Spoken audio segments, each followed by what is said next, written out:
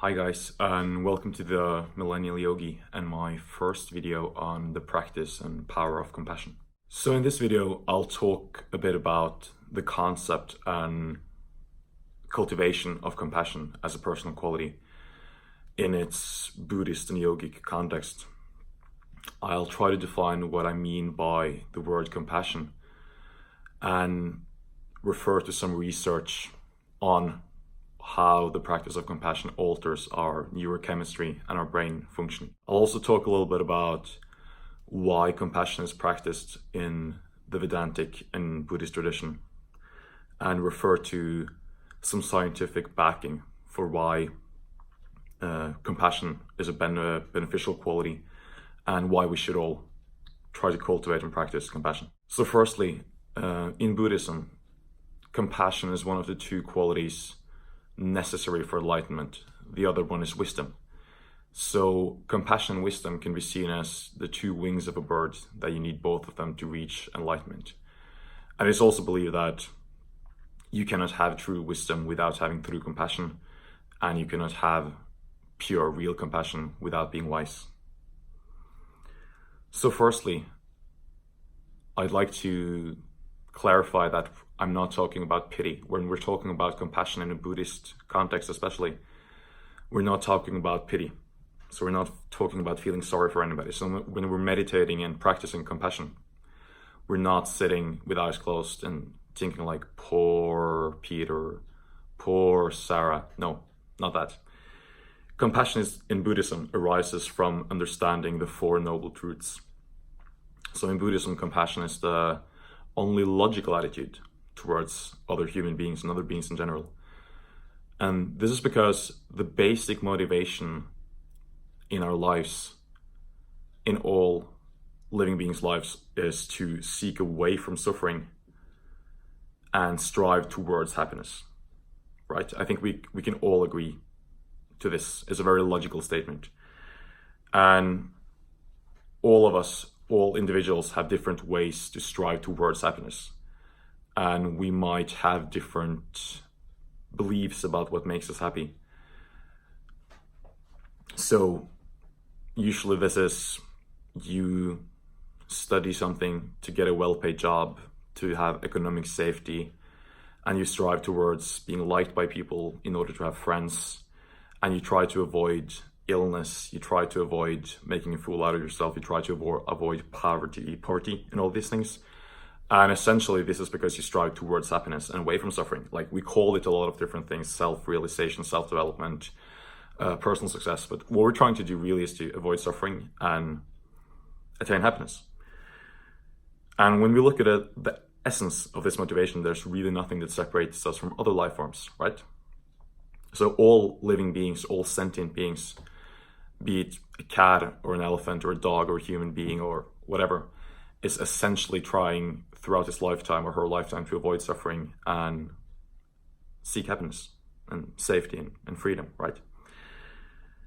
And in Buddhism, this to really understand this, to really grasp this, that there's nothing that separates us from other living beings in this manner, gives rise to the Buddhist notion of compassion, the karuna in Sanskrit, which is an all-encompassing compassion. Compassion is also different from what I like to term emotional transactions. So compassion is an inner attitude that you have towards all beings at all times, in all situations. Compassion is not the mental budget that you keep writing about. I did this, he did that, so he deserves that, or she didn't do this, so I'm not going to do that for her the next time, and he didn't respond to me, so I'm going to take longer to respond this time, right? This is kind of like that we're trying to have a sort of economic perspective on compassion, which is not compassion. It's a very crude form of emotional transactions. So that's not what I'm talking about right here. What I mean by compassion, by karuna, is a general state that nobody can move. Like, it's an inner state and nobody can change that state in us. And that's a general state of understanding that all living beings are trying to strive towards happiness, and following that understanding, compassion is the only logical way to treat other human beings. So His Holiness, the Dalai Lama, the 14th Dalai Lama, had said that compassion is not a luxury, it's a necessity. And I think he's very right in that. From the first months of our life, we're totally dependent on the compassion of other human beings, especially our mother, in order to survive. And I think that a lot of the world's issues right now could be solved by teaching compassion, by cultivating and practicing compassion all over the world, which is one of the reasons I'm making these videos. So the benefits of compassion is that you as a human being create less suffering wherever you go, because you try to approach other people from a state of understanding and similarity and familiarity with their situation at all times. All religions and almost all philosophies and all spiritual traditions preach and practice compassion. It's a central principle in all spiritual sadhana, in all spiritual practices. And the spiritual aspect of compassion is that it creates humbleness within us. And the other very, very powerful aspect of compassion is that it ultimately leads towards total liberation. And that's because when you start to cultivate compassion and when you gain momentum in practicing compassion, it will at the end lead you to the realization of the unity between all living beings, the state of yoga, as I talk about in my introduction to yoga video. So the state of yoga, the state of enlightenment, is a state where there's no separation between you and the rest of the world. And compassion is one of the best ways to reach that state. So when it comes to the scientific backing of compassion, there's a story about the University of Wisconsin did a research project on compassion led by lead researcher Richard Davidson. What they first did was that they invited a Tibetan monk by the name of Mingyur Rinpoche, to come to the university, and they wanted to scan his brain while he was practicing compassion, while he was meditating on compassion in a Buddhist context. So what they did was that they had a couple of minutes of rest time, and then they had 1 minute where he moved his entire energy to focus on compassion, which is very common in Buddhism, especially Tibetan Buddhism. And what they found was quite astonishing. It was quite a breakthrough in brain research. What they found was that Mingyur Rinpoche, the monk's brain, the electricity of the brain, fired in almost all the different circuits of the brain at the same time when he was focusing on compassion, when he was doing a Buddhist meditation on compassion.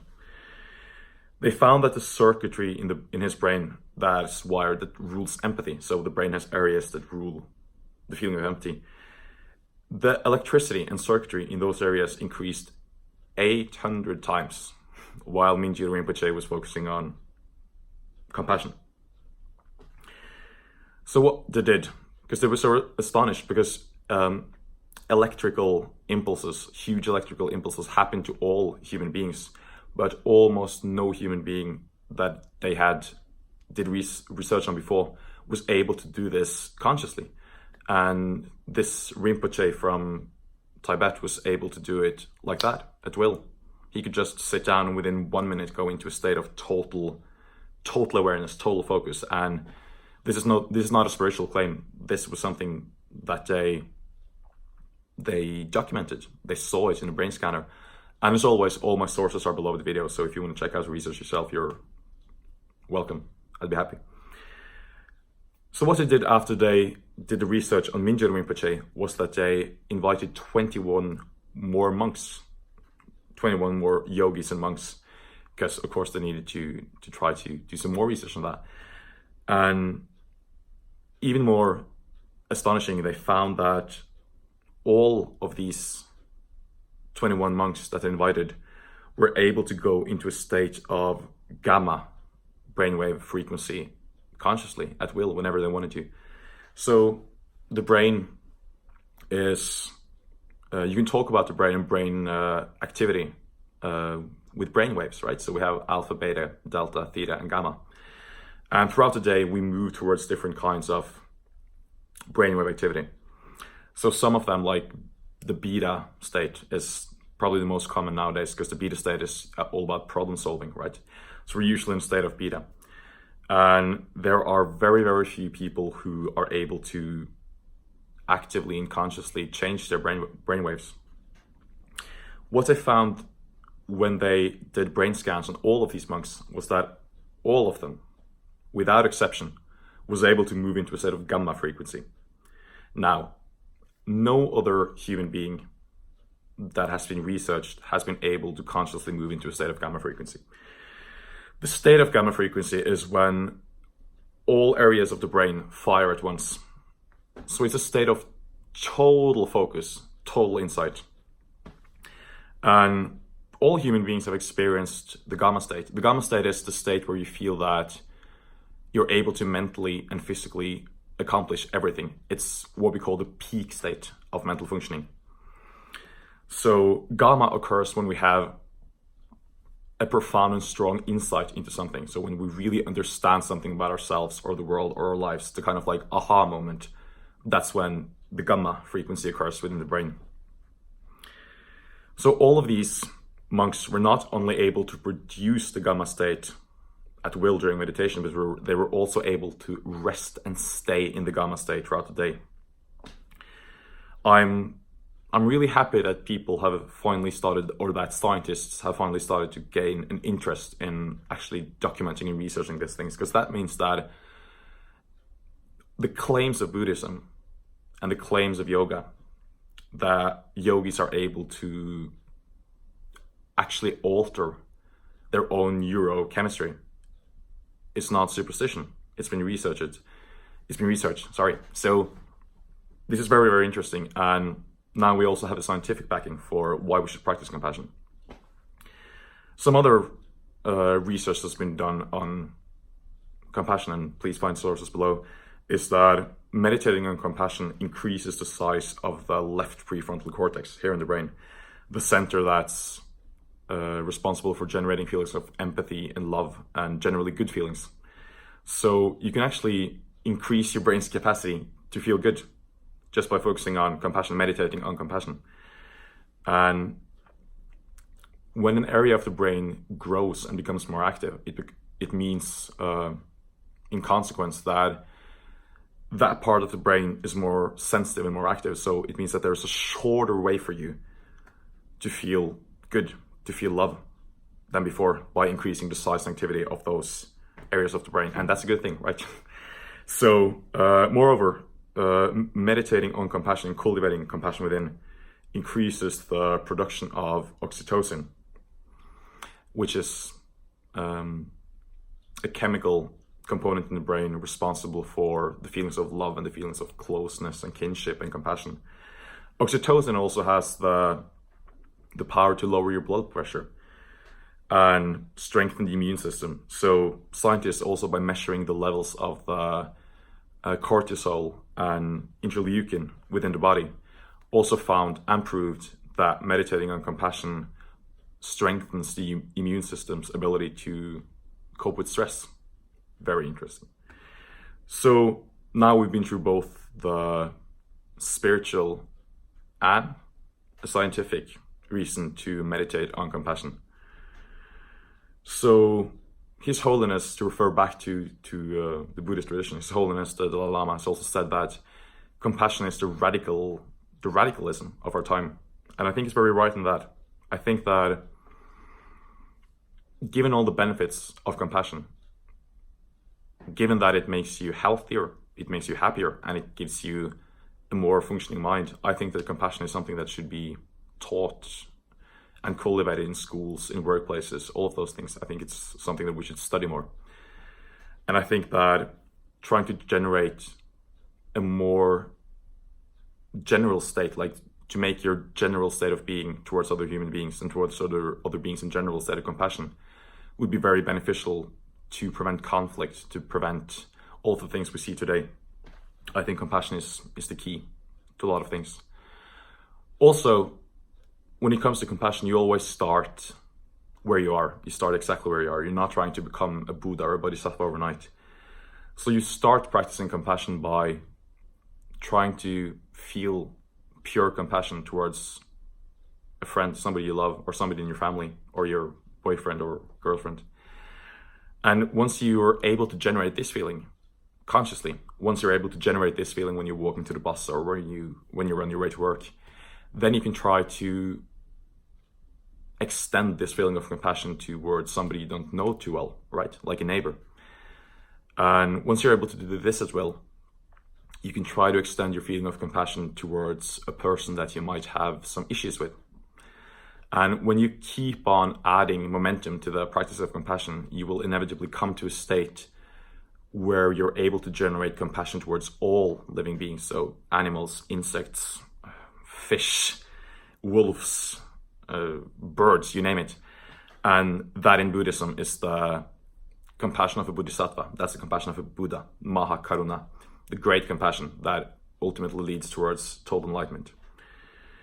So thank you for watching this video, and I would love you to watch the video where I talk about how to practice compassion. So this was some theory and scientific backing for why we should practice compassion, and now I'd recommend us move on to the practice part of it. So thank you for watching, and may all beings be happy.